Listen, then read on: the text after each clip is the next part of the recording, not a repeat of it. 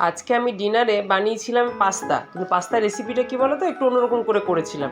তার জন্য কিছু পনির, ক্যাপসিকাম আর লঙ্কা আমি মিক্সিতে ভালো করে বেটে নিয়েছিলাম।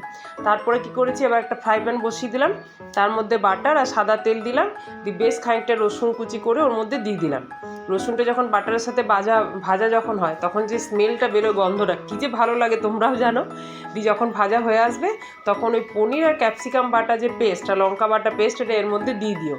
দেখবে এতে যে রান্নার টেস্টটা হবে, ওরকম পাস্তা কিন্তু কোনদিন খাওনি, খুব ভালো লাগবে খেতে। আমি এটা ডিনারে বানিয়েছিলাম, তোমরা চাইলে ব্রেকফাস্টও বানাতে পারো, ডিনারও বানাতে পারো।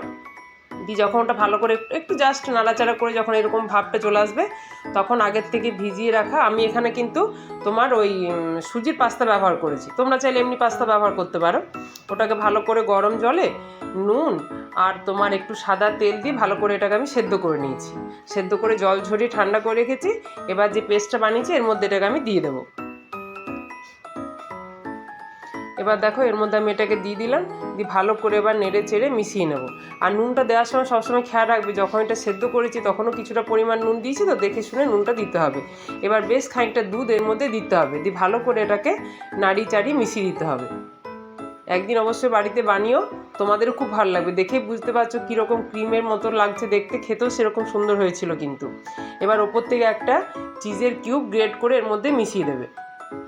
আমার এই রান্নাগুলি যদি তোমাদের ভালো লেগে থাকে, অবশ্যই আমার চ্যানেলটিকে সাবস্ক্রাইব করে আমার পাশে থেকো, আর কমেন্টস করে জানিও তোমাদের কেমন লাগছে।